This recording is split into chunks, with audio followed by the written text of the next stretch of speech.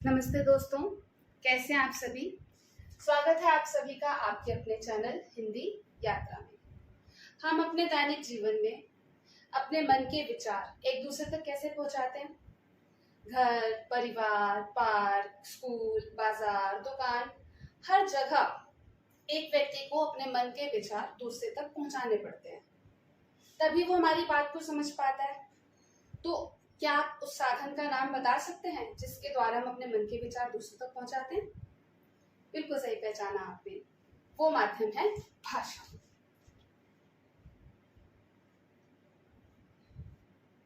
भाषा के द्वारा ही हम अपने मन के विचार एक दूसरे तक पहुंचा पाते हैं। तो भाषा वो साधन है जिससे हम अपनी बात को बोलकर या लिखकर दूसरों तक पहुंचाते हैं। ऐसे तो संकेतों के द्वारा भी हम अपनी बात को दूसरों तक पहुंचा देते हैं, लेकिन कई बार उसको समझने में कुछ खामियां, कुछ गलतफहमियां रह जाती हैं। वो बात स्पष्ट रूप से समझ में नहीं आ पाती। जो भाषा शब्द है वो संस्कृत के भाष धातु से बना है। भाष, जिसका अर्थ होता है वाणी, आवाज। ईश्वर ने सिर्फ मनुष्य को ही सोचने समझने की शक्ति दी है। बच्चा जब छोटा होता है तो वो अपने मुंह से अलग अलग तरह की ध्वनियां निकालता है, लेकिन वो भाषा नहीं होती। जब वो बच्चा अपने परिवारजनों के साथ रहकर छोटे छोटे सार्थक शब्दों को बोलना सीखता है और उन सार्थक शब्दों से वाक्य बनाना सीखता है, तब वह कहलाती है उसकी भाषा। तब वह भाषा का रूप लेता है। इस प्रकार से जो निरर्थक शब्द है, जो निरर्थक ध्वनियां हैं, उन्हें भाषा नहीं कहा जा सकता। पशु पक्षी भी अपने भाव और विचार एक दूसरे तक अपनी अपनी ध्वनियों में पहुंचाते हैं, पर वे ध्वनियां भाषा नहीं है। तो इस प्रकार भाषा की क्या विशेषताएं हो गई? भाषा जो है वो सार्थक ध्वनियों के मेल से बनती है और उसके द्वारा हम अपने विचारों को एक दूसरे तक पहुंचाते हैं। तो भाषा क्या है? भाषा वह साधन है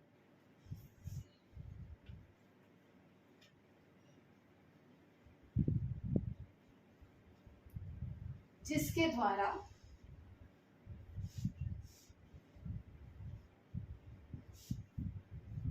हम अपने भाव या विचार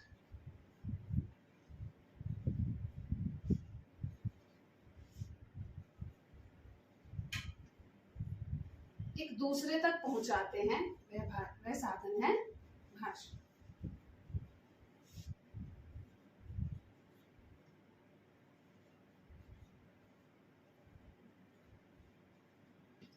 अब भाषा के भी दो रूप हैं। अभी मैं आपसे बात कर रही हूँ, आप लोग मुझे सुन रहे हैं, है ना।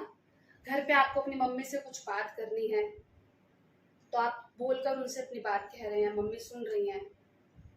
फोन पर आप अपने किसी दोस्त को वॉइस मैसेज भेज रहे हैं, आप कोई गाना सुन रहे हैं, तो यह है भाषा का मौखिक रूप या कथित रूप। जब आप व्हाट्सएप पर मैसेज लिखकर भेजते हैं, टाइप करके भेजते हैं, या किसी को कोई चिट्ठी लिखते हैं, तो वह भाषा का लिखित रूप। इसका एक उदाहरण देख लेते हैं। भाषा के दो रूप हैं, मौखिक और लिखित। पहले हम भाषा के मौखिक रूप का एक उदाहरण देख लेते हैं और फिर उसके लिखित रूप का एक उदाहरण देख लेते हैं।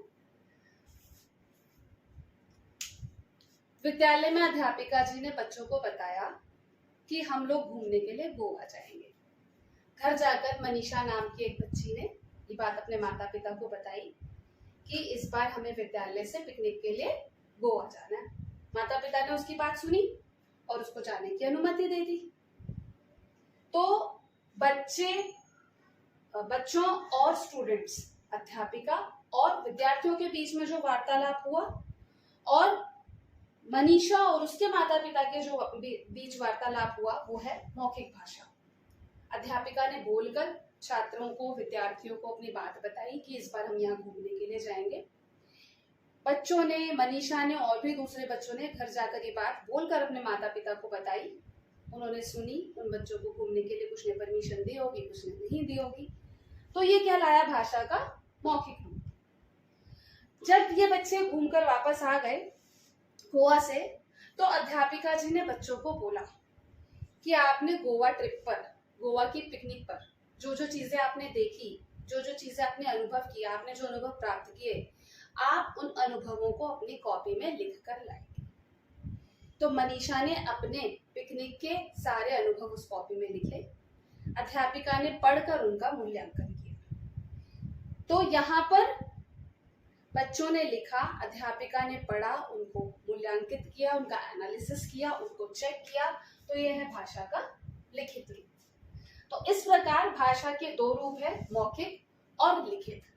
मौखिक भाषा लिखित भाषा से पहले आई थी। मौखिक भाषा भाषा का मूल रूप है। ये भाषा का मूल रूप है। जो लिखित भाषा थी वो बहुत बाद में आई थी।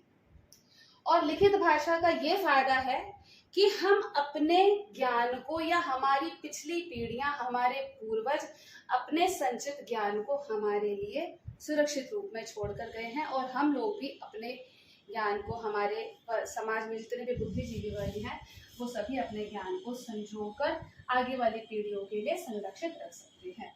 तो ये जो है क्या करता है, ज्ञान को संचित रूप में रखने का माध्यम है, ज्ञान को सुरक्षित रूप में रखने का माध्यम।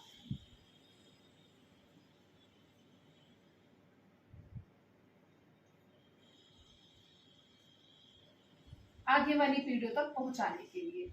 तो मौखिक रूप के उदाहरण हैं गाने सुनना, गाने गाना, भाषण, वाद विवाद, नाटक। ये मौखिक भाषा के मौखिक रूप के उदाहरण हैं। और भाषा के लिखित रूपों के उदाहरण की बात करें तो समाचार पत्र, पत्रिकाएं, ठीक है, ये सभी भाषा के लिखित रूप के उदाहरण हैं। अब बात करते हैं मातृभाषा की। मातृ अर्थ,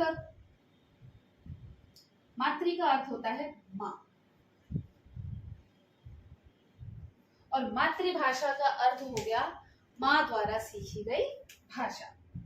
यानी कि बच्चा अपनी माँ से या अपने परिवारजनों से जो पहली ध्वनियां सीखता है, जो पहली भाषा सीखता है, वो कहलाती है उसकी मातृभाषा। अगर बच्चे का जन्म किसी गुजराती परिवार में हुआ है तो उसकी जो पहली सीखी गई ध्वनियां, जो पहली सीखी गई भाषा होगी वो होगी गुजराती, उसकी मातृभाषा। बच्चे का जन्म अगर बंगाली परिवार में हुआ है तो बंगाली भाषा होगी उसकी मातृभाषा। अगर वो कश्मीरी परिवार में पैदा हुआ है या पंजाबी परिवार में पैदा हुआ है तो उसकी मातृभाषा होगी कश्मीरी या फिर पंजाबी। इस प्रकार अब हम बात करते हैं राजभाषा की। सबसे पहले हम राष्ट्रभाषा की बात कर लेते हैं। देखिए, जो राष्ट्रभाषा होती है, राष्ट्रभाषा देश के या किसी भी क्षेत्र के अधिकांश लोगों द्वारा प्रयोग की जाने वाली भाषा होती है। सर्वाधिक लोगों द्वारा प्रयोग की जाने वाली भाषा, किसी भी क्षेत्र के सर्वाधिक लोगों द्वारा प्रयोग की जाने वाली जो भाषा है वो राष्ट्रभाषा होती है।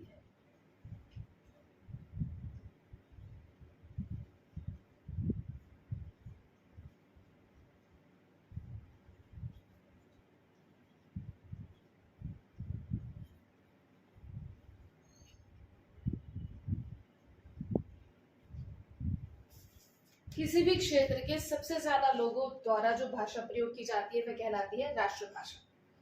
भारत में 70% लोग हिंदी भाषा का प्रयोग करते हैं, तो भारत की राष्ट्रभाषा है हिंदी। अब बात करते हैं राजभाषा की। राज मतलब आप समझ ही गए होंगे, शासन, ठीक है, पावर।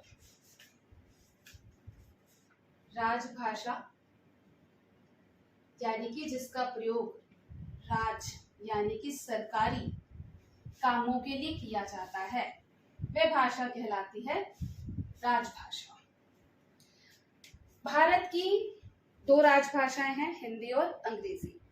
भारत के जितने भी सरकारी कार्यालय है वहां पर हिंदी और अंग्रेजी का प्रयोग किया जाता है। तो भारत की राजभाषा है हिंदी और अंग्रेजी। भारत की जो राजभाषा है हिंदी, हिंदी को राजभाषा का दर्जा कब दिया गया था? इसे 14 सितंबर सन 1949 में अनुच्छेद 343 के अनुसार इसको राजभाषा का दर्जा दिया गया।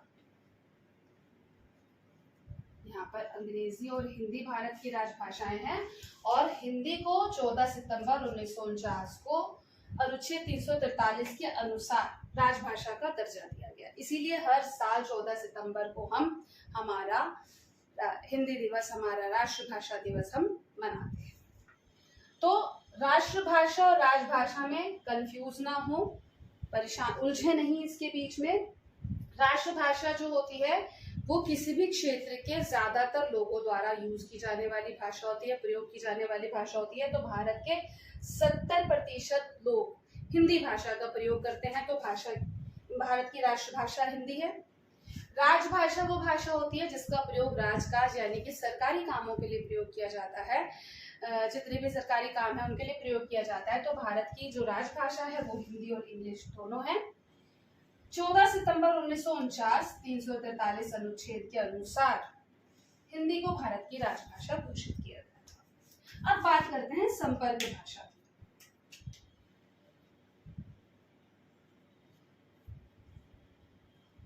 संपर्क भाषा वो भाषा होती है जिसके द्वारा लोग आपस में एक दूसरे से संपर्क करते हैं, यानी कि कांटेक्ट, कैसे हम एक दूसरे तक अपनी बात को पहुंचाएंगे। तो भारत की संपर्क भाषा भी हिंदी ही है। ज्यादातर लोग भारत में अपनी बात एक दूसरे तक पहुंचाने के लिए हिंदी भाषा का ही प्रयोग करते हैं। तो भारत की जो संपर्क भाषा है वो हिंदी है, और अगर विश्व की संपर्क भाषा की बात की जाए तो वो अंग्रेजी है।